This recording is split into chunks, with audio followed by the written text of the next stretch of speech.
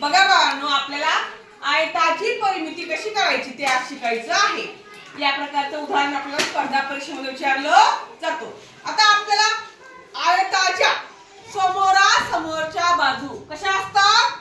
सारख्या असतात. माहित आहे की नाही? आपण शिकलो आहोत की नाही? आयताच्या समोरासमोरील बाजू काय असतात? सारख्या असतात. आता इथं 7 सेंटीमीटर दिले, मग इथं किती येणार आहे समोरासमोरची बाजू? 7 सेंटीमीटर. अगदी बरोबर. आता ही बाजू दिली 2 सेंटीमीटर, मग ही बाजू किती येणार बाळांनो? 2 सेंटीमीटर. अगदी बरोबर. आता आयताची परिमिती कशी करायची? तर चारही बाजूंची काय करायची? बेरीज करायची. सूत्र आहे काय? आयताची परिमिती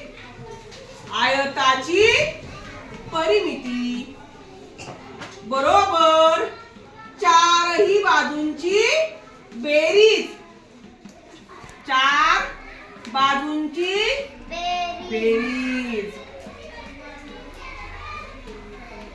आता पुढे बघूया. आता काय करायला आपल्याला? 7 अधिक 7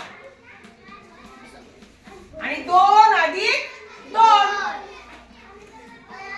आता 7 आणि 7 14. 14 आणि 2 16. 16 आणि 2 18. म्हणजे आयताची परिमिती आली 18 सेंटीमीटर. मग 18 सेंटीमीटर आलेले उत्तर आपल्या पर्यायामध्ये आहे का?